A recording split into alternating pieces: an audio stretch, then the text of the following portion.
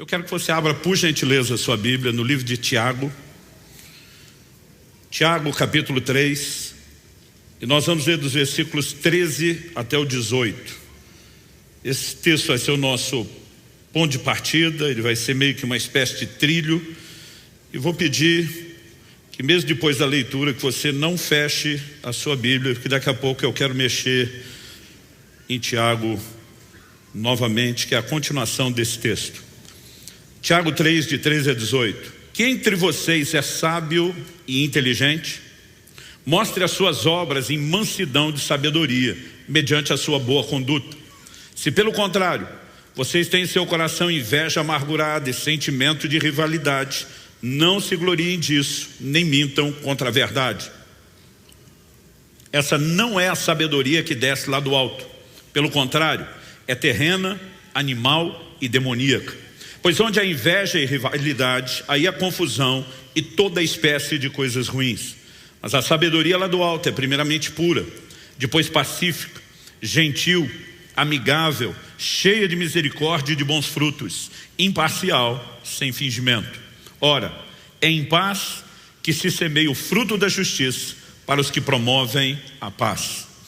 Meu Deus, nós oramos que a Tua palavra seja direcionada e aplicada no íntimo de cada um de nós, por meio daquela ação personalizada do Teu Espírito Santo, o Espírito da verdade.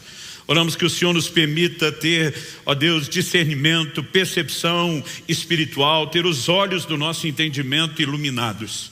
Nós confiamos naquilo que o Senhor fará pelo poder da Tua palavra e por isso Te agradecemos antecipadamente. Oramos que possamos sair desse lugar não apenas com informação, não apenas, ó Deus, com alinhamento doutrinário, mas oramos que haja um toque dos céus, que haja uma provocação, um despertamento do Senhor, alcançando o coração de cada um de nós. Em nome de Jesus. Amém. Bom, a ênfase de Tiago é colocada primeiramente na sabedoria. Ele começa perguntando quem é sábio e inteligente. E depois ele fala sobre mostrar por meio das obras, do comportamento, essa mansidão da sabedoria mediante a sua boa conduta. Então ele vai intercalando a ideia de sabedoria e comportamento.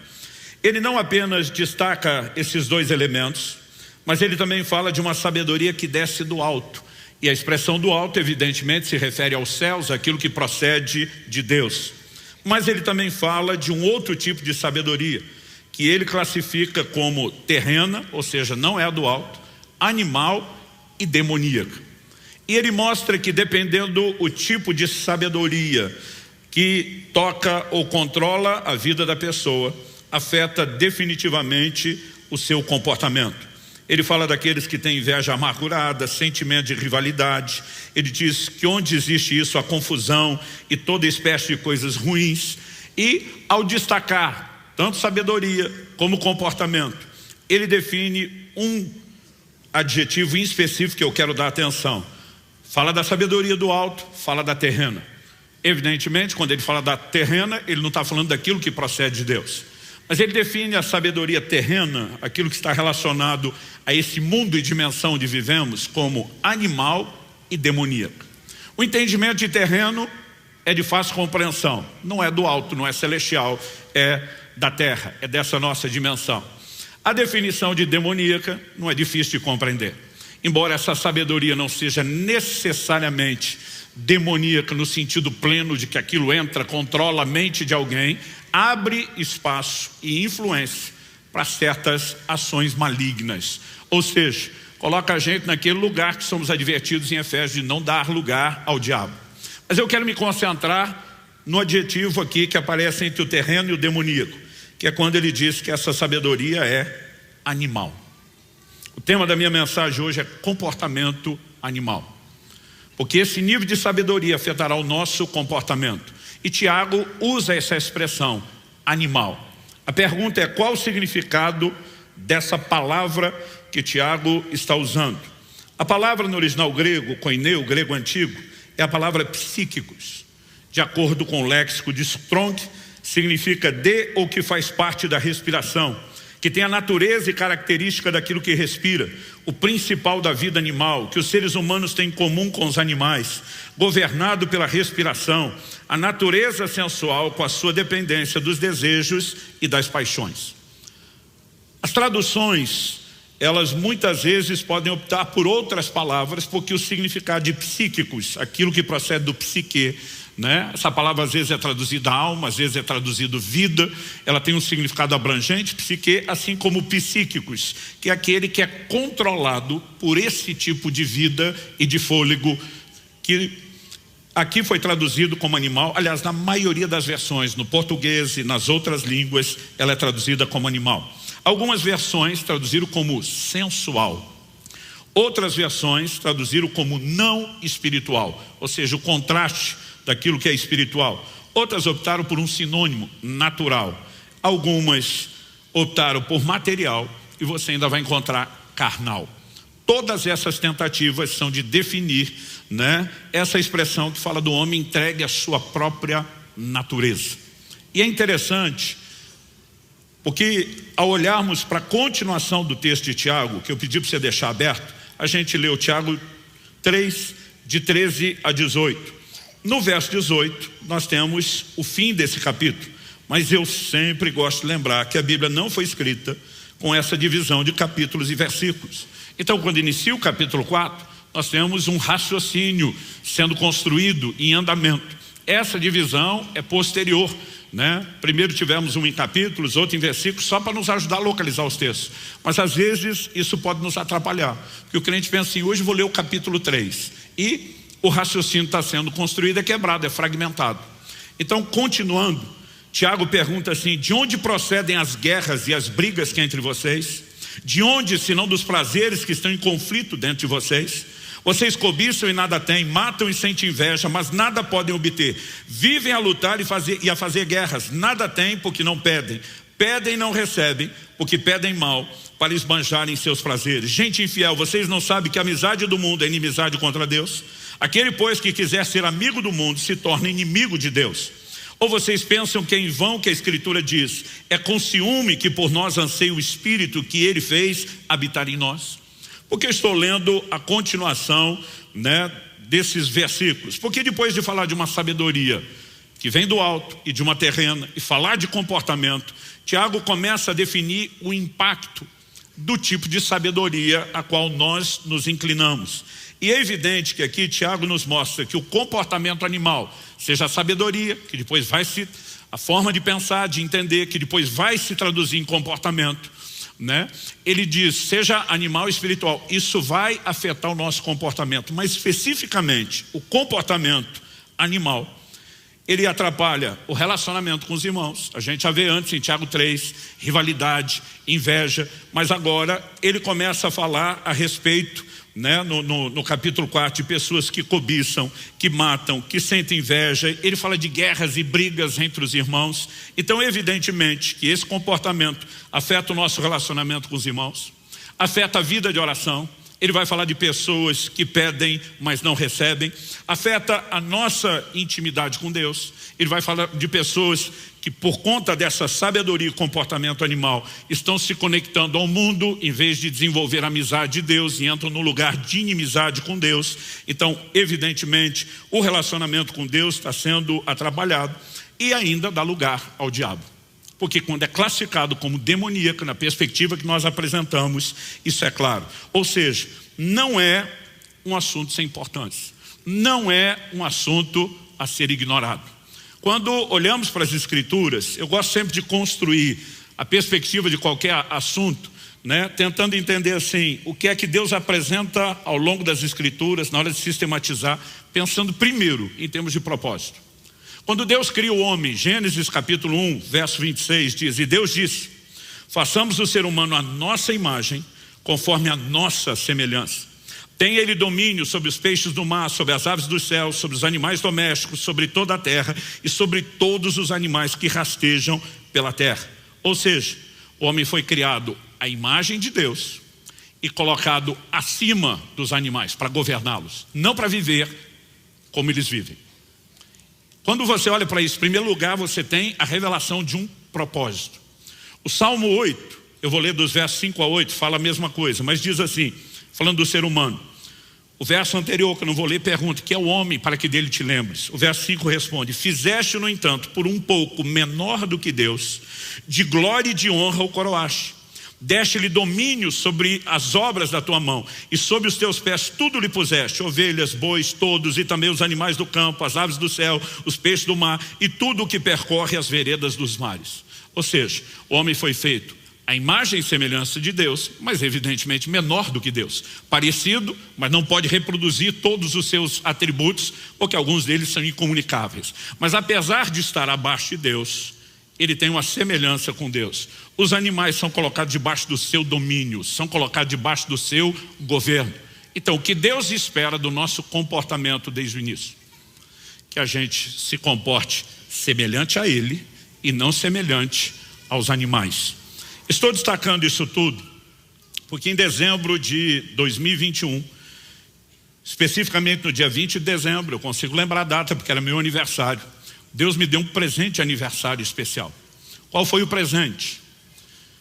Eu me lembro de um momento que eu olho no espelho, em vez de me enxergar na perspectiva da altura da visão dos olhos, eu me vejo de cima. Aquilo parecia confuso para a cabeça, porque eu estou olhando de frente para o espelho, mas eu me vejo de cima. Imediatamente, quando eu tive aquela visão, eu entendi que era como Deus estava me olhando. Era como os céus estavam me olhando.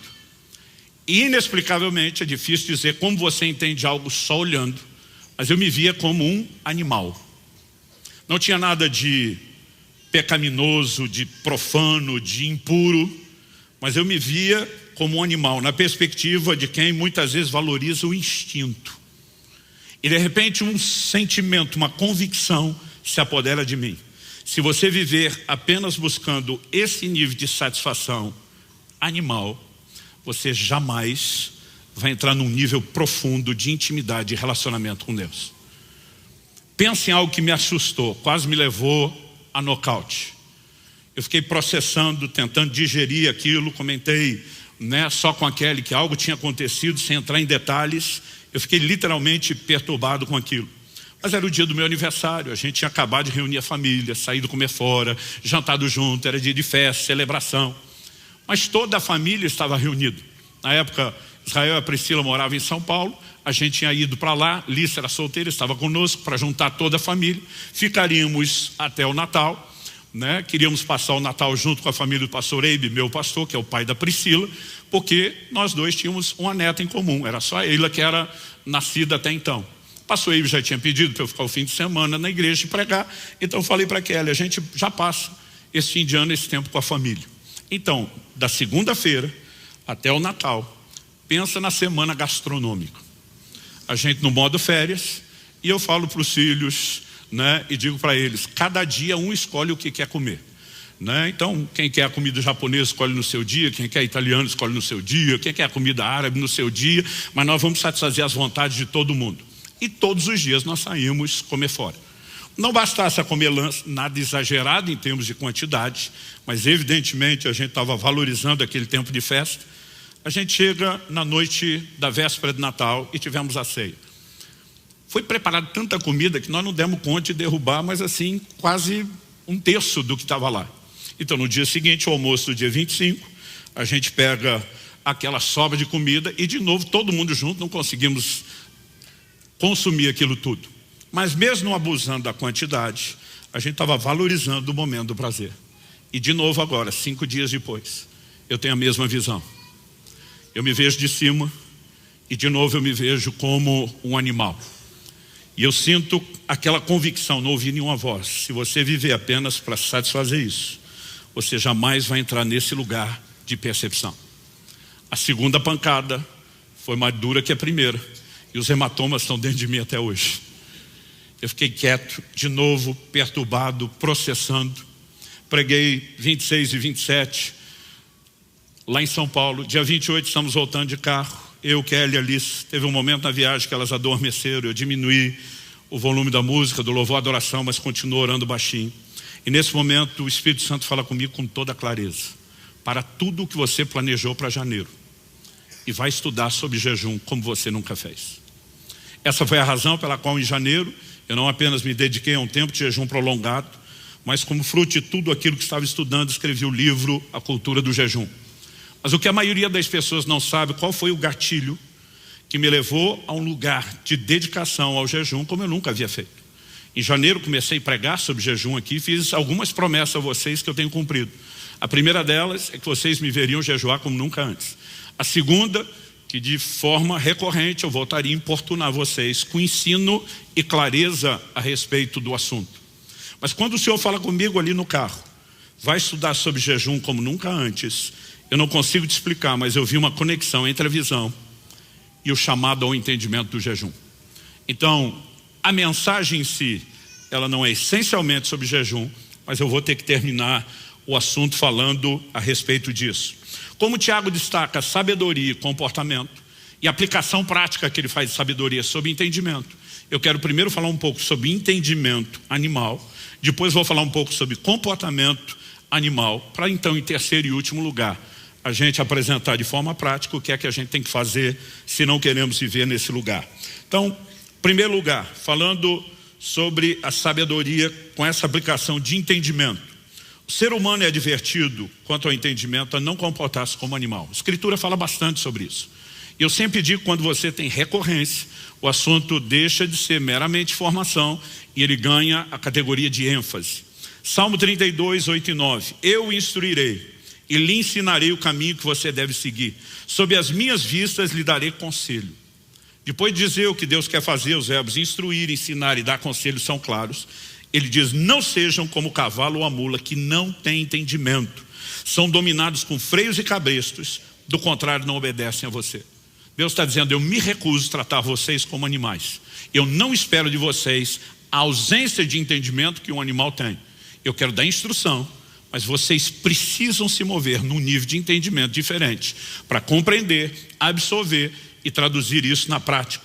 Salmo 73, versos 21 e 22. Quando o meu coração estava cheio de amargura, várias vezes você vai perceber esses problemas de ordem emocional e conflitos de relacionamento atrapalhando e gerando essa desordem. Quando o meu coração estava cheio de amargura e o meu íntimo se comoveu, eu estava embrutecido e sem entendimento.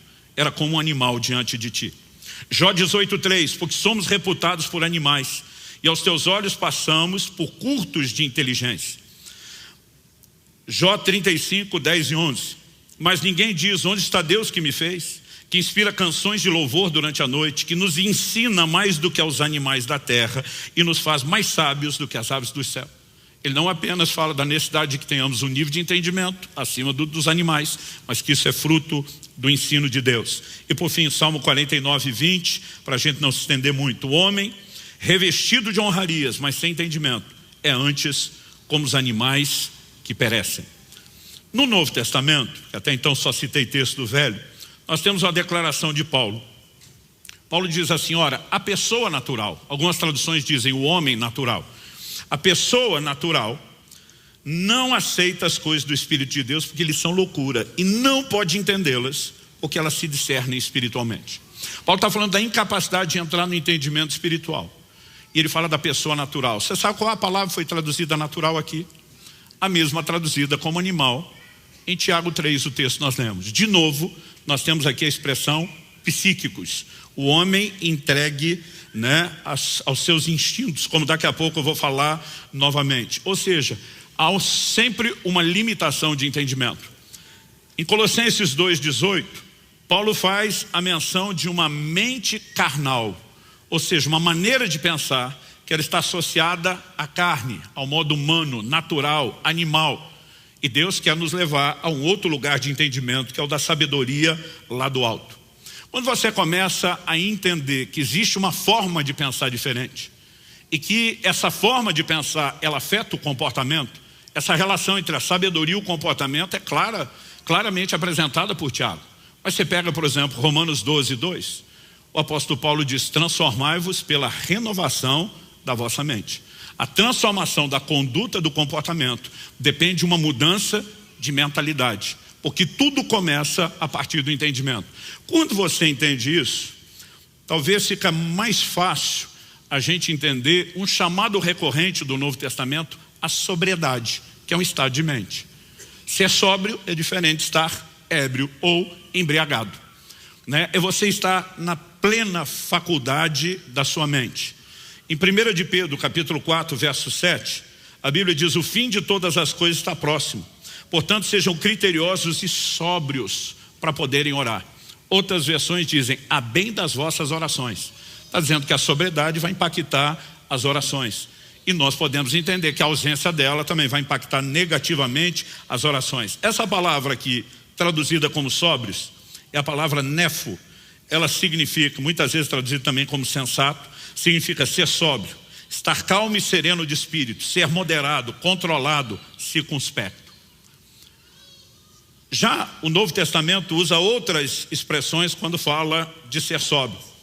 Por exemplo, Marcos capítulo 5, verso 15, falando daquele ex-endemoniado gadareno que Jesus libertou, a Bíblia diz: aproximando-se de Jesus, viram o endemoniado, o que antes estava dominado pela legião, assentado, vestido em perfeito juízo, e temeram. A palavra traduzida aqui, em perfeito juízo, é a palavra grega sofroneu.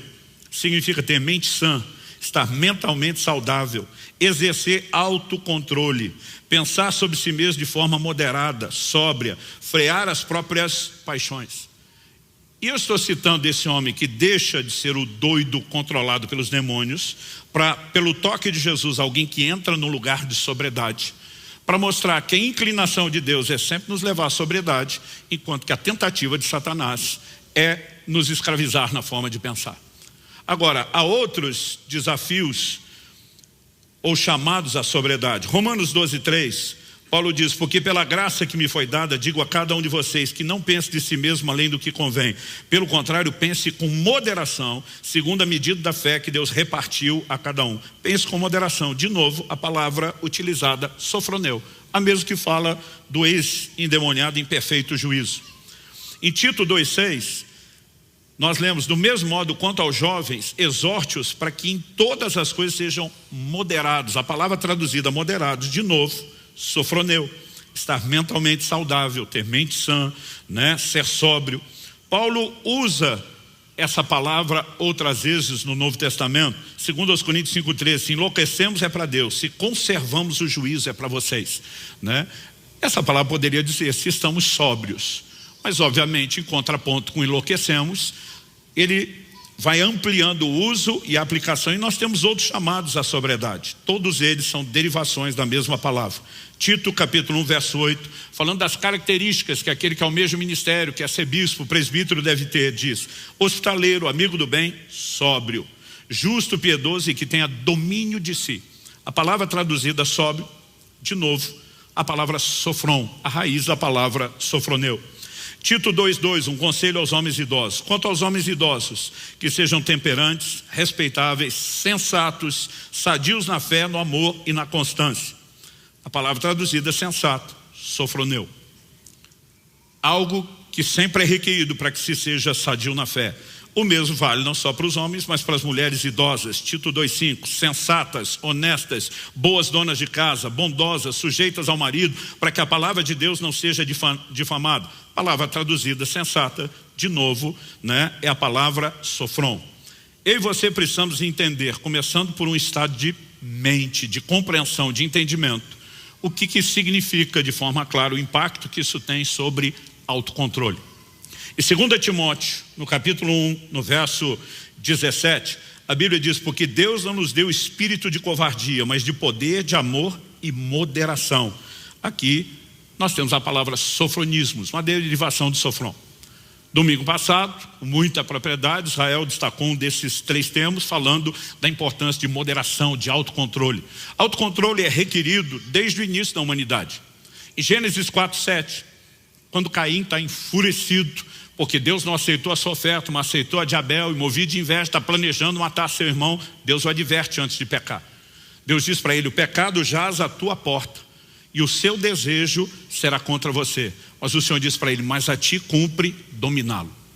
Deus o adverte antes de cometer o pecado. Ele diz: o pecado está rondando você, vai tentar explorar o desejo, mas você é responsável por controlá-lo. O autocontrole é exigido desde o início da humanidade. Deus diz para Adão e Eva: vocês podem comer de toda a árvore do jardim, menos dessa. E quando você vê essa orientação de Paulo que citamos, significa que até hoje Deus espera de nós a mesma coisa. Mas eu e você precisamos entender que esse autocontrole, a forma como ele é aplicado, sempre uma derivação da sobriedade, começa com o estado de mente, que depois se traduz no comportamento. Dito isso, eu quero, em segundo lugar, falar do comportamento. Porque Tiago, além de enfatizar a questão da sabedoria, com aplicação prática de entendimento, também destacou bastante a questão do comportamento. Judas capítulo 1, verso 19 diz: são estes os que promovem divisões. Quase sempre você vai ver os problemas relacionais associados a essas aplicações. Seguem os seus próprios instintos e não têm o Espírito. Seguem os seus próprios instintos é uma tradução de novo de psíquicos. A mesma palavra traduzida como animal em Tiago 3. Outras versões optaram por traduções diferentes, né? Algumas traduções optaram, são sensuais, outras seguem a tendência da sua própria alma, seguem os seus instintos naturais, são dominados pelos desejos naturais, são controlados pelos seus desejos naturais, ou seja, comportamento animal. Porque o entendimento afeta diretamente o comportamento. Quando estava falando do entendimento, eu mencionei a declaração de Paulo: ora, a pessoa natural psíquica não entende as coisas do Espírito. Agora eu queria ler o versículo anterior e alguns posteriores, só para a gente abrir um pouco o entendimento. Se você quiser me acompanhar, 1 Coríntios 2, de 13 a 16. E diz: disso também falamos, não em palavras ensinadas pela sabedoria humana, mas ensinadas pelo Espírito, conferindo coisas espirituais com espirituais. De novo ele está falando que tem uma sabedoria que é do Espírito de Deus e tem uma que é natural. Aí ele segue e diz: ora, a pessoa natural não aceita as coisas do Espírito de Deus, a sabedoria do alto, porque eles são loucura, e não pode entendê-las, porque elas se discernem espiritualmente. Porém a pessoa espiritual julga todas as coisas, mas ela não é julgada por ninguém.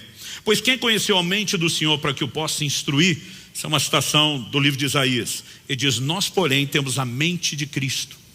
Ou seja, não precisamos ser governados por um entendimento animal, porque Deus nos disponibilizou a sabedoria do alto, a ação do Espírito Santo em nós, que Paulo define aqui como a mente de Cristo. Por que eu estou lendo esses versículos todos? Paulo está trabalhando a questão do entendimento. Mas aí nós temos uma divisão, depois do verso 16 de 1 Coríntios 2, uma divisão de capítulo. Mas de novo nós temos um assunto que está sendo desenvolvido. Então se você ler a continuação, que agora é 1 Coríntios 3, de 1 a 3, é a sequência. Paulo diz assim: eu, porém, irmãos, não pude falar a vocês como a pessoas espirituais, e sim como a pessoas carnais, como a crianças em Cristo. Eu lhes dei leite para beber, não pude alimentá-los com comida sólida, porque vocês ainda não podiam suportar, nem ainda agora podem, porque vocês ainda são carnais. Porque se há ciúmes e brigas entre vocês, será que isso não mostra que são carnais e andam segundo os padrões humanos? Outras traduções dizem: andam segundo os homens, segundo essa natureza. O que o apóstolo Paulo está fazendo? A primeira leva de versículos ele trabalha a questão de entendimento, sabedoria do Espírito é natural. Na sequência, ele fala de comportamento. Ele diz: tem gente que é espiritual. Qual o significado da expressão espiritual? Espiritual não significa uma pessoa mística. Às vezes a gente pensa que espiritual, aquele camarada tem visões, revelações, experiências. Não é essa a definição. O contraponto de espiritual é com carnal. Espiritual que se move no nível do espírito, da sabedoria e do entendimento do alto. Carnal é o que tem tanto a sabedoria e o entendimento como o comportamento animal, da carne. E aí ele começa a dizer: olha, vocês estão limitados inclusive na compreensão do entendimento, porque vocês estão presos no modo carnal. E a forma dele defender isso, ele diz: se há ciúmes e briga entre vocês, será que isso não mostra, não prova que vocês são carnais e andam segundo os homens? Porque sempre o comportamento que nós manifestamos, ele é fruto do nível de entendimento e de revelação que nós carregamos. É por isso que todos nós precisamos entrar no lugar de profunda consciência bíblica, para que isso afete profundamente o nosso comportamento. Mas a mesma relação acontece em Tiago, em 1 Coríntios, em Judas. Quando a Bíblia fala dos que são sensuais, que andam segundo o próprio instinto, a Bíblia diz: não tem o Espírito. Essa expressão não tem o Espírito, para alguns não são espirituais. Porque ela pode ser traduzida dessa forma. Não ter o Espírito não significa que nunca foi tocado, que não tem uma experiência, mas não vive nesse lugar de domínio. Eu e você precisamos entender que as duas coisas, elas se contrapõem, e nós precisamos entender que ou você vai estar inclinando para um lado ou para outro. Em Gálatas, no capítulo 5, Paulo vai falar a respeito das obras da carne versus o fruto do Espírito. Ele faz uma relação de quais são as obras da carne. Ele faz uma relação com características desse fruto do Espírito. Mas antes de falar sobre isso, ele começa com uma abordagem que é o que introduz ao assunto. E é importante que a gente veja isso para perceber a relação. Então quero ler Gálatas 5, de 13 a 15. Paulo diz: porque vocês, irmãos, foram chamados à liberdade, mas não usem a liberdade para dar ocasião à carne. Isso é muito importante. Não usem a liberdade para dar ocasião à carne. Pelo contrário, sejam servos uns dos outros pelo amor. Porque toda a lei se cumpre em um só preceito, a saber, ame o seu próximo como a você mesmo. Mas se vocês ficam mordendo e devorando uns aos outros, tenham cuidado para que não sejam mutuamente destruídos. Olha o que Paulo está dizendo. Não use da liberdade para dar ocasião à carne. A maioria de nós pensa ocasião à carne com todo tipo de pecado, menos nos relacionais. Mas ele diz, vocês estão mordendo e devorando uns aos outros. Por que ele usa essa linguagem? Ninguém está dando uma mordida no braço do outro, na orelha do outro de forma literal. Mas ele está dizendo, vocês estão se comportando como animais. Os animais se atacam uns aos outros, mordendo e devorando. E ele mostra que essa desordem relacional é fruto do comportamento animal. É depois de dizer isso que nós vamos ter um ensino maravilhoso, extraordinário, profundo, de extrema importância prática para a vida do cristão. Porque ele segue então, a partir do verso 16, digo porém o seguinte, vivam no Espírito e vocês jamais satisfarão os desejos da carne. Porque a carne luta contra o Espírito luta contra a carne, porque são opostos entre si, para que vocês não façam o que querem. No verso 19 ele diz, ora, as obras da carne são conhecidas e são imoralidade sexual, impureza, libertinagem, idolatria, feitiçarias, inimizades, rixas, ciúmes, iras, divisões, facções, invejas, bebedeiras, orgias e coisas semelhantes a essas. Declaro a vocês, como antes aos prevenir, que os que praticam tais coisas não herdarão o reino de Deus. Essa frase também é importante. Os que praticam tais coisas não herdarão o reino de Deus. Paulo está falando do cara que não se converteu, mas só vai para o inferno se praticar uma dessas coisas da lista? Evidentemente que não. Todos nós nascemos destinados à condenação eterna, porque antes de fazer algo errado, nós já temos uma natureza pecaminosa. Todos nós precisamos de salvação, e só a salvação por meio de Cristo Jesus e do reconhecimento da sua obra redentora. Uma expressão da graça de Deus se recebe pela fé. A gente não é salvo porque para de pecar. Então o que significa? Quem pratica essas coisas não vai herdar o reino de Deus. Ele está dizendo, você que abraçou a salvação, obra da graça pela fé, se insistir no velho comportamento, vai abortar o plano e o processo de Deus para a sua vida. Isso significa que não se pode tolerar de forma alguma na vida do cristão o comportamento animal. Em contraponto ele diz, mas o fruto do Espírito é amor, alegria, paz, longanimidade, benignidade, bondade, fidelidade, mansidão, domínio próprio. Contra essas coisas não há lei. E os que são de Cristo Jesus crucificaram a carne com as suas paixões e os seus desejos. Especificamente, depois de falar de domínio próprio, ele fala de crucificar a carne. Ele não está falando de algo literal, mas assim como a cruz era um instrumento de execução e morte, ele está dizendo que a nossa carne, com paixões e desejos, precisa morrer. Então você percebe que depois de trabalhar a questão do entendimento, a Bíblia vai falar sobre o comportamento. E muitas vezes ao longo da Escritura, analogia sobre o comportamento animal aparece. A minha intenção aqui não é esgotar o assunto, mas desde o Antigo Testamento, Jeremias 2, 24, Deus diz, você é como a jumenta selvagem, acostumada ao deserto e que no ardor do cio fareja o vento. Quem a impediria de satisfazer o seu desejo? Os que a procuram não têm de fatigar-se, no mês dela a acharão. Deus está dizendo, né, de um comportamento animal, como por exemplo no cio, tem que reproduzir.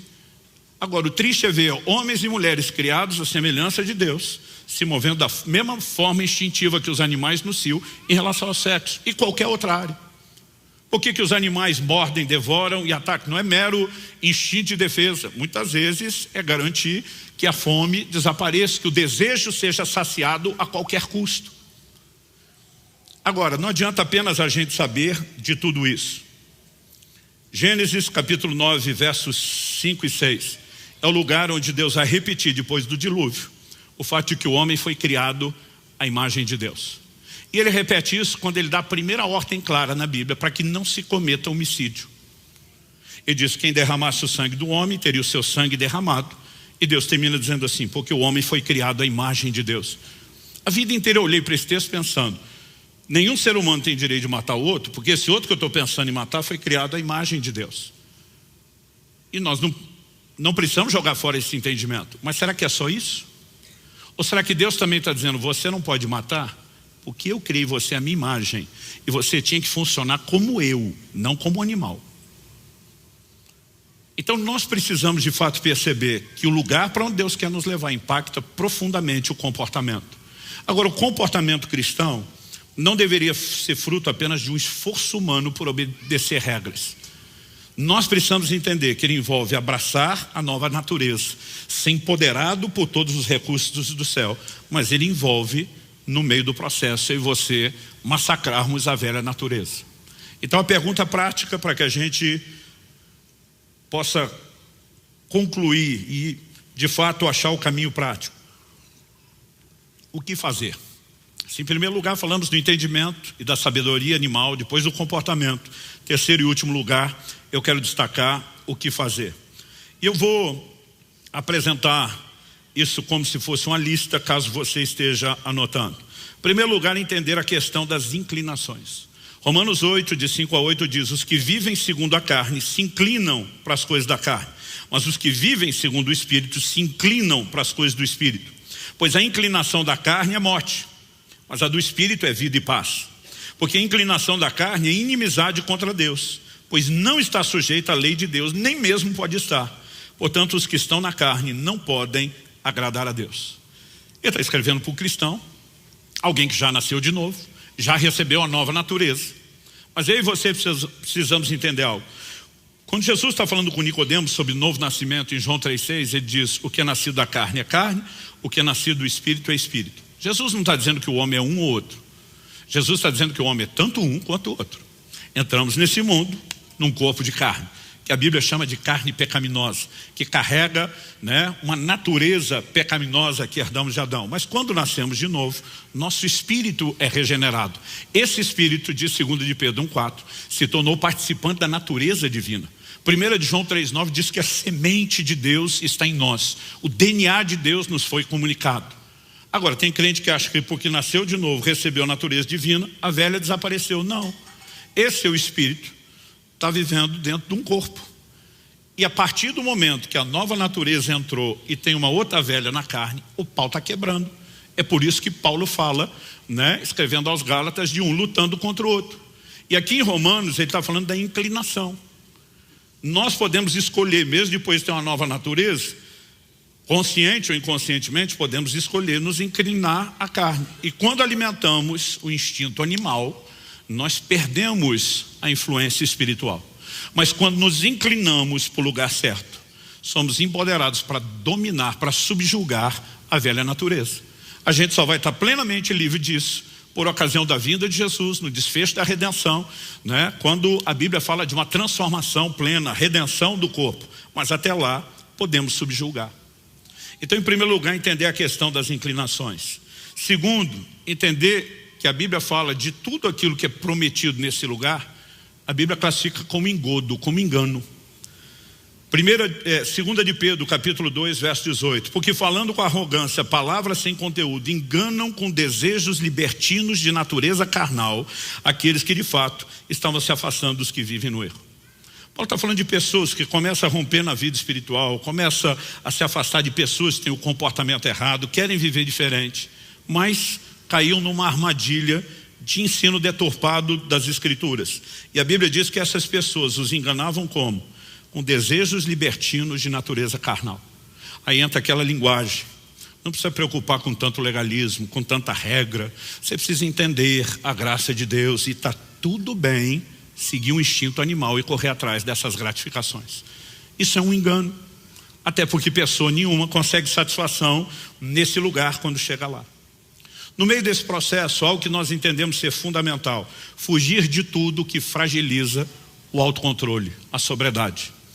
Efésios capítulo 5, verso 18 diz: não se embriaguem com vinho, pois isso leva à devassidão, mas deixem-se encher do Espírito. Outras traduções diz no imperativo: enchei-vos do Espírito, como uma ordem. O que significa não se embriaguem com vinho que leva à devassidão? A Bíblia está dizendo que a embriaguez, quando remove o estado de sobriedade, nos faz perder faculdades, nos faz perder o controle, e pensa numa coisa que tem gerado desgraça na história da humanidade, é a questão do álcool. Outro dia alguém falou: pastor, mas a Bíblia não proíbe beber, proíbe embriagar. Eu falei: é verdade, mas ao mesmo tempo, quando ela estabelece a proibição da embriaguez, ela está dizendo que alguém perde o controle. Tem muitas pessoas que têm muita dificuldade ao longo do tempo de definir isso. Então, nós, pastores da igreja, escolhemos andar no lugar de abstinência. Então, um dia alguém falou: mas não é proibido provar? Eu falei: eu também não sou proibido de me abster, porque eu quero fugir de tudo o que pode fragilizar o autocontrole. É por isso que desde os primórdios da humanidade não tem festa que não seja regada a bebida, gente. Isso não é coisa atual.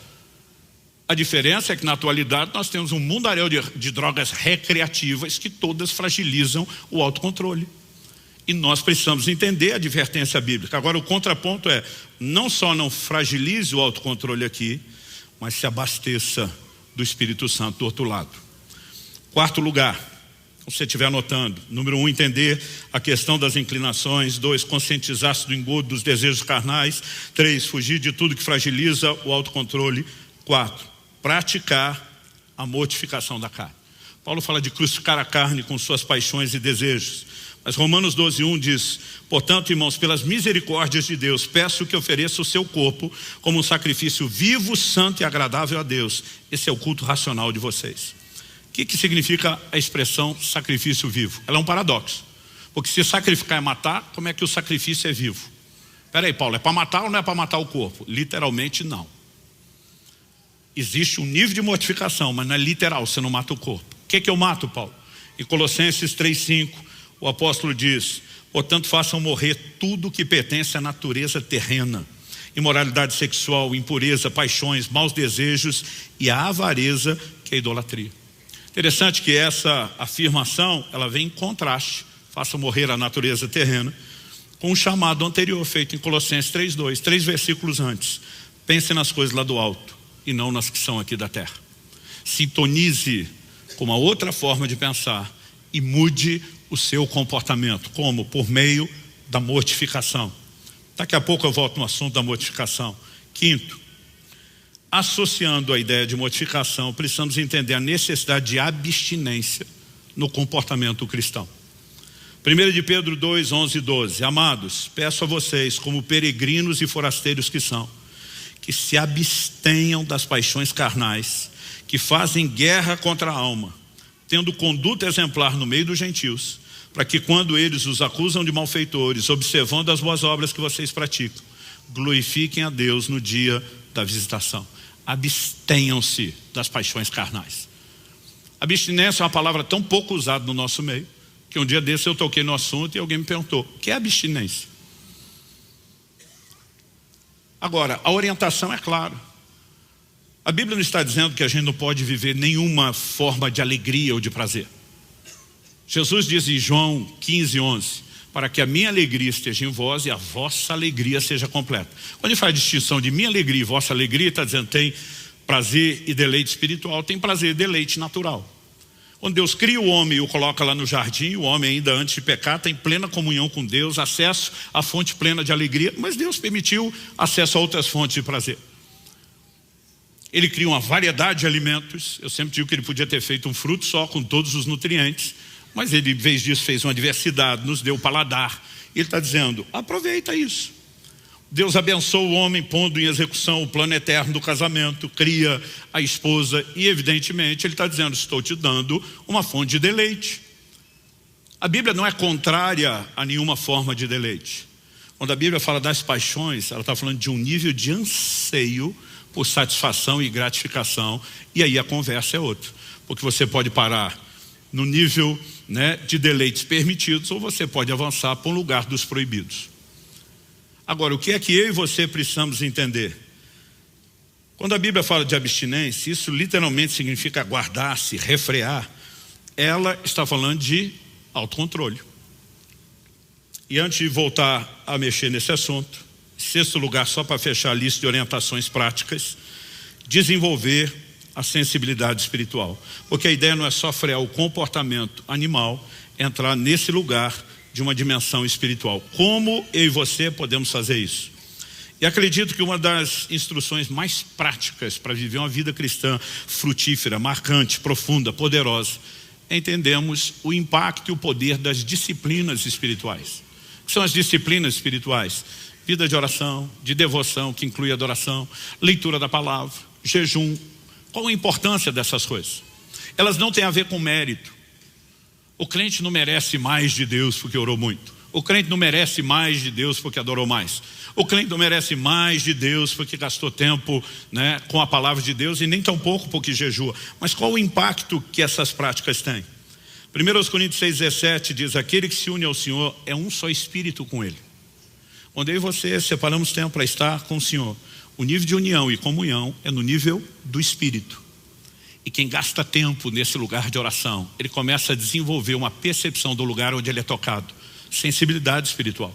O mesmo vale para a adoração. Em João 4,24, Jesus diz: Deus é espírito e é necessário que os seus adoradores o adorem em espírito e em verdade. É lógico que o nosso corpo vai participar com expressões, né, que não se limitam à dança, levantando as mãos, a gente cantando, a nossa mente está envolvida, mas aquele lugar sublime onde somos tocados tem a ver com o seu espírito, porque Deus é espírito e os seus adoradores têm que adorá-lo em espírito, porque é nesse lugar que nós vamos ter a comunhão e a conexão com Ele. Podemos falar o mesmo da leitura bíblica. Jesus diz em João 6,63, o espírito é o que vivifica, a carne para nada aproveita. Então Jesus diz: as palavras que eu lhes tenho falado são espírito e são vida. Se o espírito é que vivifica, entenda que por meio da minha palavra você é tocado, alimentado no seu espírito. Quando Jesus diz nem só de pão viverá o homem, mas de toda a palavra que sai da boca de Deus, ele está dizendo: o homem não é só carne, não é só matéria. Ele precisa do pão para alimentar isso aqui, sim, mas como ele é um ser espiritual, ele precisa de um alimento espiritual. Qual é o alimento espiritual? A palavra de Deus. Isso significa que o seu espírito será nutrido, fortalecido, e eu diria mais, ele entra no lugar de percepção cada vez maior. Por quê? Por meio da palavra, além do fortalecimento espiritual, nosso entendimento é afetado, consequentemente o nosso comportamento é afetado a uma reação em cadeia. Romanos 7,14 diz: porque bem sabemos que a lei é espiritual, eu porém sou carnal, vendido à escravidão do pecado. Então, se eu quero quebrar a força da carne, eu preciso da lei de Deus, a palavra de Deus, que é espiritual, que toca, que ativa e vivifica o meu próprio espírito. Agora, a maioria dos crentes quer viver uma vida espiritual profunda com pouca prática espiritual. Não tem a menor chance de você entrar no lugar de frutificação ou de um cristianismo profundo apenas gastando tempo com Deus uma vez por semana no culto. E isso uma vez por semana é relativo, porque a maioria não tem essa assiduidade toda. É a mesma coisa que o camarada diz: não, a cada 7, 15 dias eu vou para a academia e faço um treino. Eu digo: beleza, vai fazer diferença nenhuma ao longo do tempo. Nós precisamos entender que essas práticas, elas são parte de uma conduta diária, contínua, e qual o impacto que isso vai ter sobre nós. Agora, somado isso tudo, para a gente encerrar, eu quero concluir onde o jejum entra em tudo isso. O jejum é uma soma de um ataque frontal, diretivo, contra a natureza carnal, contra o comportamento animal, né? Uma atitude explícita de mortificação da carne, que associada às disciplinas espirituais, nos leva a um lugar de profunda percepção daquilo que Deus tem para nós no plano espiritual. O jejum é uma excelente ferramenta para se exercer autocontrole, domínio próprio. É um treinamento contínuo. É por isso que ele não deveria ser uma coisa tão esporádica ou totalmente ausente na nossa vida, como infelizmente acontece na vida de muito crente. Jesus diz em Mateus 6,16, quando jejuardes? Ele nunca disse se jejuardes. O jejum não foi tratado como uma opção. Ele deixou claro: eu espero isso de vocês. Porque ninguém orienta como fazer alguma coisa, a menos que espera que o orientado faça aquilo que ele está orientando fazer. Por que razão Jesus nos orientaria como jejuar, a menos que ele esperasse que nós jejuássemos? Aí você vê um monte de crente, até pregadores hoje em dia, atacando o jejum. Porque muitas vezes a melhor forma de justificar a sua negligência é inventar uma doutrina para isso. Então os caras falam assim, o jejum é coisa da lei, é do Antigo Testamento. Eu olho para essa turma e falo, que Bíblia vocês leem? Em Lucas 5, de 33 a 35, as pessoas questionam Jesus. Os discípulos de João Batista e dos fariseus jejuam com frequência e fazem orações. Por que os seus não jejuam? Aliás, não só pergunto que os seus não jejuam, e diz, os seus comem e bebem. Jesus diz, enquanto o noivo estiver presente, os convidados para o casamento não vão jejuar. Mas quando o noivo for tirado, eles vão jejuar. Jesus garantiu que seus discípulos iriam jejuar. Quando? Ele diz, depois que o noivo for tirado. O que é que significa isso? Em todas as parábolas de Jesus, em todos os evangelhos, todas as vezes que ele usou a alegoria do noivo, ele estava falando de si. Então Jesus está dizendo, a partir do momento que eu for assunto aos céus, durante todos os dias da minha ausência, até o dia do meu glorioso retorno, esse é o tempo que vocês vão jejuar. Como é que o jejum não é para hoje? Agora, qual o significado de jejum? A palavra jejum, no grego do Novo Testamento, nestio, é uma palavra composta. Ne é um prefixo de negação. Estio é comer. Então, jejuar em essência significa não comer, não se alimentar. Só que com o tempo a palavra jejum virou sinônimo de qualquer tipo de abstinência. Aí está lendo uma matéria esportiva e vê o jornalista falando que determinado time está em jejum de campeonatos, de títulos. Daqui a pouco um determinado atacante está em jejum de gols. E essa ideia de abstinência geral, às vezes afeta a nossa vida cristã. Porque você vai ver muito crente dizendo, estou em jejum de rede social. E não estou falando contra. Mas as outras formas de abstinência, elas deveriam ser complementares e não substitutas do jejum de alimento. Pensa no ponto talvez mais crítico para o homem desde o início da humanidade. Onde primeiro o homem cedeu e caiu à tentação, ao pecado lá no Éden, comida. Por que Esaú vendeu o direito de primogenitura? Por causa de um prato de comida. Por que os israelitas, tirados da escravidão lá do Egito, com mão forte da parte de Deus, tiveram saudade do Egito? Números 11 diz, por causa da comida. Onde que Satanás primeiro atacou Jesus no deserto? Transforma essas pedras em pães. É lógico que o último Adão, diferente do primeiro, não ia cair. Mas pensa no assunto delicado, onde eu e você precisamos aprender a exercer autocontrole. Eu tenho falado isso para pastores e líderes em muitas ministrações por aí afora. Peguei essa frase emprestada de um outro colega. Eu falo, olha, tem pastor e líder ganhando guerra contra principado e potestade, perdendo para um brigadeiro. Eu chamei a atenção outro dia de uma pessoa na mesa, até porque eu falei, eu tenho um histórico. Eu sei de onde eu saí, eu sei como eu tenho vivido. Chamei a atenção, falei, não, mas é que eu não resisto. Quando essa pessoa falou isso, eu falei, então tudo bem se o seu cônjuge dizer que não resiste, se envolver com outra pessoa, de jeito nenhum. Eu falei, qual a diferença? Você não precisa se controlar numa área, ele tem que se controlar em outra. Quando nós começamos a relativizar o autocontrole, nós estamos abrindo espaço para algo que vem seduzindo devagar e que vai comprometendo a gente a longo prazo. O autocontrole tem que ser uma disciplina permanente. E o jejum, ele cria uma cultura de autocontrole. Mas é só isso? Não. Ele é intencionalmente uma modificação da carne. Gente, quem jejua com frequência, testemunha as mesmas coisas. O centro de gravidade da terra puxa para baixo. Eu digo que o centro de gravidade do reino de Deus puxa para cima. Pensar as coisas são do alto, pensar nas coisas são de cima. O jejum te arranca da força daquilo que atrai para a terra. Ele começa a fazer você migrar para um outro centro de gravidade. Você passa a aspirar e desejar outras coisas. Quem jejua com frequência e regularidade testemunha as mesmas coisas. As coisas materiais perdem absurda e inexplicavelmente o seu valor, a sua importância. O coração fica blindado contra ofensa. Porque esse negócio de morder e devorar uns aos outros é comportamento animal. E de repente, eu e você precisamos perceber que há um lugar nessa prática. Mas o que Deus começou a me chamar a atenção. Lá no início eu contei qual foi a visão. Não estou aqui para pregar uma visão. A gente não vive em cima de experiência de outros. Eu só contei a visão para você entender o que me levou a estudar profundamente esse assunto durante 2 anos e meio. Para então, a partir do que a Bíblia diz, olhar e dizer, faz sentido aquilo? Faz. Mas foi aquela percepção, se você viver só para satisfazer essas gratificações e deleites, você nunca vai entrar na percepção desses outros deleites. Há quase 2 anos atrás, eu estava no primeiro semestre desse processo, já estava fazendo o 2º jejum prolongado, e um gigante espiritual dessa nação que eu respeito e admiro muito, ele me disse, Subirá, você é uma das pessoas que eu conheço que mais jejua. E eu queria te fazer uma pergunta. O que tem te levado com essa paixão, dedicação, recorrência, frequência a esse lugar? Respondi algo a ele que eu já falei aqui, mas não vou cansar de repetir. Falei, pastorzão, se o senhor me perguntasse isso aos 18 anos, quando eu já fazia de 3 a 7 dias de jejum na água quase todo mês, eu responderia que era fome pelo sobrenatural. Eu não queria um ministério com resultado só da força do braço. Eu queria ver o dedo de Deus. E eu não posso te negar que o jejum me deu acesso ao sobrenatural. Mas hoje eu olho para isso como efeito colateral, mera consequência. Um bom efeito colateral, mas mero efeito colateral. Ele falou, o que te move hoje? Falei, hoje o entendimento mudou. Eu falei para ele, o que me move é esse lugar.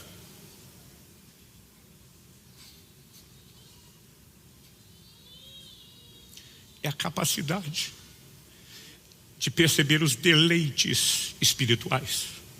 Ele me olha e diz, me fala mais disso. Falei, pastorzão, para eu te explicar isso, eu vou te dar uma ilustração natural do que o jejum faz com o corpo.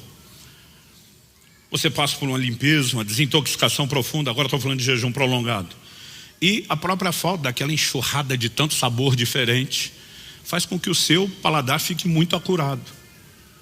Quão acurado? Por exemplo, as pessoas dizem que a água não tem gosto. Quem faz jejum prolongado discorda.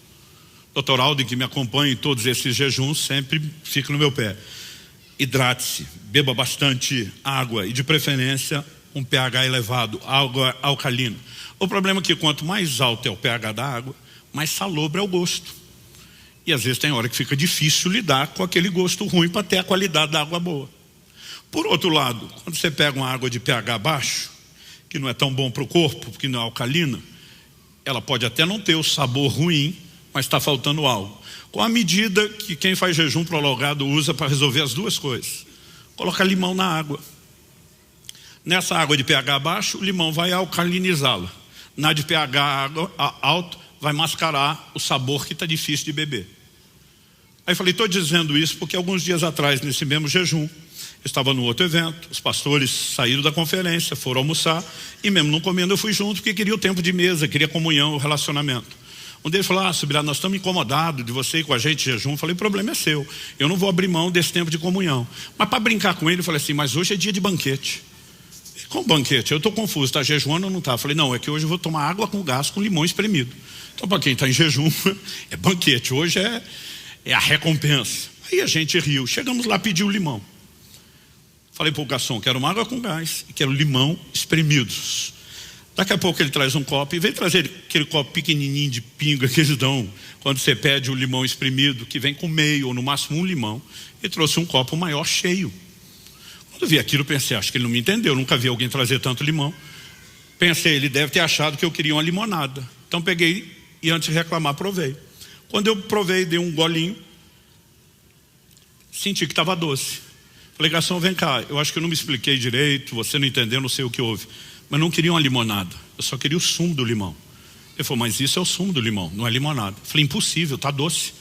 Ele olha para mim com a cara impressionada, diz, impossível. Digo eu, que vi o cara da cozinha espremer um monte de limão, só tem limão aí. Eu pensei, eu estou doido, eu pego e provo aquilo a segunda vez. Eu falei, está doce. Ele diz, não pode, o pastor na minha frente, curioso, me rouba o copo, deixa eu provar. E quando ele prova, uma cara de azedo. Diz, pelo amor de Deus, Subirá, não tem nada de doce nisso. Eu pensei, eu estou doido, eu pego de novo. E prova a terceira vez. Eu falo, está doce. Ele pega para provar a segunda, achando que o doido é ele, fala, está azedo. Todo mundo na mesa entrou no tirateima, eu quase fiquei sem limão, porque todo mundo quis provar. Mas todo mundo fez cara de azedo. E eles estão dizendo, você está doido, Luciano? E aí, só essa hora que eu lembrei, falei, é o jejum. Eu conseguia perceber a frutose, o açúcar natural do limão, que ninguém conseguia perceber, porque o paladar estava muito apurado. Aonde eu quero chegar com isso?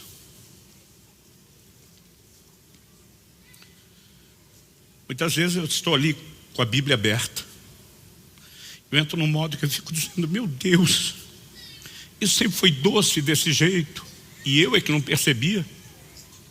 Às vezes, desses períodos de jejum, no tempo de oração e adoração, eu digo, Senhor, eu estou uma vida inteira te buscando, mas isso sempre foi doce desse jeito e eu é que não percebia.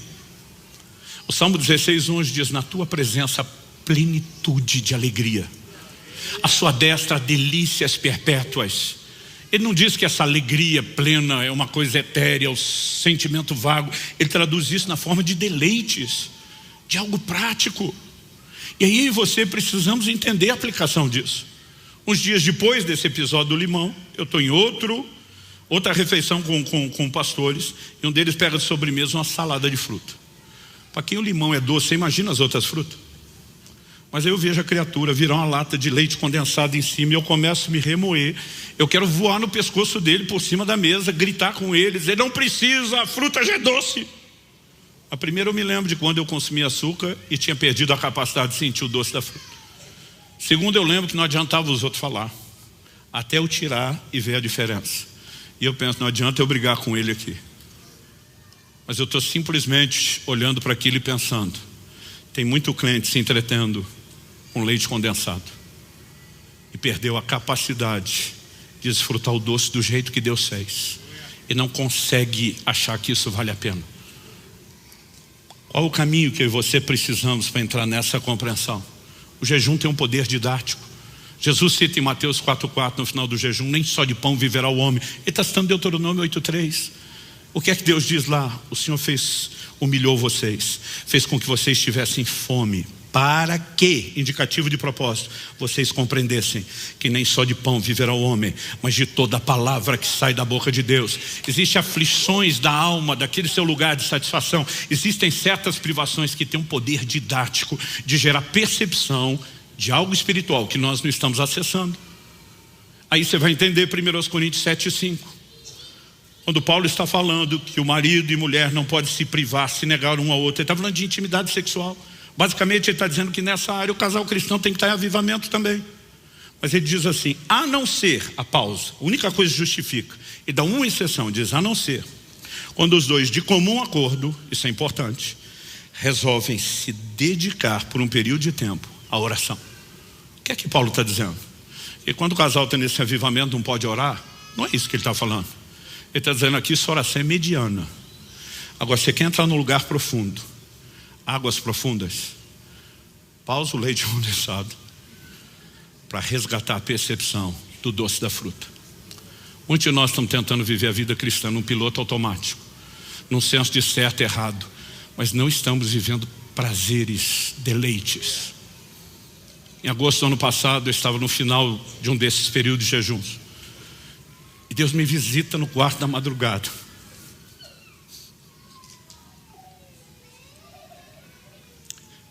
De uma maneira que eu nunca tinha experimentado na minha vida. Eu nunca senti tanto deleite, eu nunca senti tanto prazer, eu nunca senti tanta alegria na minha vida. Por que eu estou dizendo isso? Nessa mesma época, estava com 50 anos de idade, quero falar para mim, como é que está aí, depois de ter virado 50? Falei para ela, estou em crise. Ela falou, crise da meia idade? Falei, de jeito nenhum. Falei, estou feliz com tudo que eu vivi, com tudo que Deus tem nos dado em todas as áreas, sou profundamente grato a Deus.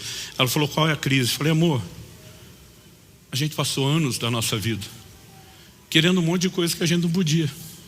Ela falou, é verdade. Falei, agora que a gente pode aquelas coisas que queria, eu não quero mais. Ela falou, mas isso é algum sinal de maturidade, deve ser bom. Eu falei, eu não vou discutir se é bom. A única coisa que me dói, eu falei para ela, porque nós perdemos tanto tempo querendo essas coisas, dando a elas mais importância do que elas deveriam ter. É quando você começa a entrar num lugar de saciedade em Deus, que o resto não importa. Aí você olha para apóstolos que eram presos, torturados, ameaçados, difamados por causa do evangelho, estavam cheios de alegria. E hoje os crentes não têm um terço do problema que eles tinham e estão o tempo todo deprimidos, porque eles estavam conectados a uma fonte que nós não estamos conectando como deveríamos. Quem está entendendo? Vamos ficar em pé para parecer que está acabando.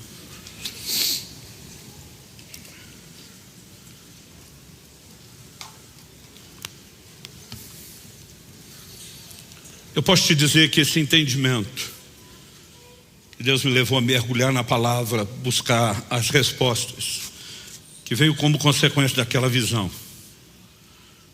e tem afetado e mudado profundamente a minha vida. Honestamente falando, de um impacto prático. eu colocaria sem sombra de dúvida que a compreensão e a aplicação prática desse princípio está no top 5 de todas as coisas que mais afetaram a minha vida. E o meu desejo, a minha oração, eu sei que nós temos crentes em todos os níveis de maturidade aqui. Tem gente que acabou de converter. E não significa que você já não possa ser ensinado sobre essas coisas. Tem outros que já têm mais tempo de caminhada e uma capacidade de digerir algo melhor. Eu lembro de coisas que eu ouvia no início da caminhada que eram indigestas. E que depois eu entendi a sua importância. Mas mesmo correndo esse risco de toda vez que a gente mexe em algo mais profundo, você tem pessoas que estão em dietas diferentes, a que está no leite como criança, que já está no alimento sólido. Eu acredito que em qualquer nível de maturidade nós estamos, a fome por Deus precisa ser provocada, a paixão pelo Senhor. Nós não queremos ser um povo que adota um comportamento religioso. Nós queremos ser um povo que comunga com Deus em níveis profundos. E não existe nada tão necessário como quebrar o comportamento animal. Eu não estou falando de viver naquele modo de obras da carne pecaminoso. Deus me mostrou isso. Todas as minhas gratificações e realizações estavam só dentro do limite do permitido, do lícito. Mas de alguma forma a supervalorização dessas coisas está nos impedindo de entender o que é que nos aguarda do lado de cá. Quando Jesus disse: entra no teu quarto, fecha a tua porta, fala com teu pai em secreto e diz: ele te recompensará. A maioria de nós acha que a recompensa é a resposta a um pedido de oração. Sabe que essa é a recompensa do secreto? Deus está dizendo: fecha a tua porta só. Está dizendo: desliga dos outros, esquece do resto. Ele está dizendo: vem se perder na minha presença. A recompensa é Ele. Não é o que Ele fará diante do que nós estamos pedindo. Isso tem uma importância bem menor. A recompensa é Ele. Se eu pudesse voltar lá atrás, no início da caminhada cristã, o que eu estou compartilhando com vocês hoje, eu queria que fosse uma das primeiras coisas que eu pudesse ter entendido. E eu espero que de alguma forma isso te ajude. Não vim te apontar o dedo, não vim jogar pedra em você. E acredito que nem Deus nos trouxe aqui para simplesmente dizer: seu animal, por que é que você não está agindo direito comigo? Eu creio que o amor dele, e eu acho que você consegue perceber a doçura da presença dele nesse lugar. O amor dele está nos chamando. Uma das coisas que mexeu comigo naquela experiência, quando a glória de Deus entrou no meu quarto, eu estava agradecendo a Deus o tempo do jejum. Minha mulher, meus 2 filhos tinham decidido me acompanhar, vários dos irmãos aqui da igreja. E eu falei para Deus, Deus, ter gente fazendo 40 dias não é comum. Mas ter famílias inteiras, esse bando de gente. Eu lembro que eu falei para Deus: isso é histórico. E eu falei para Deus: eu nem chamei ninguém.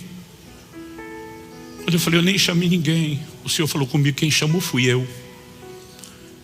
Eu tenho percebido que há um chamado, há uma convocação de Deus para esse tempo, para que a gente se perca nesse lugar da presença dele. Alguém tem que tomar esse microfone de mim e terminar essa reunião. Mas eu quero fazer uma breve oração. Pai, te pedimos que aquilo que o Senhor começou aqui agora não termine com essa reunião. Eu quero abençoar cada um dos meus irmãos e irmãs nesse lugar, aqueles que nos acompanham por meio da transmissão ou mesmo de uma gravação posterior. Nós oramos que esse ambiente também os toque, que a tua presença também os toque, e que haja não só percepção, mas capacidade de correspondência ao teu chamado. Oramos que o teu sopro de vida nos toque, que nenhum de nós saia daqui apenas com informação para processar ou digerir, mas que nós possamos sair debaixo de um despertamento dos céus. Nós clamamos em nome de Jesus. Em nome de Jesus. Amém.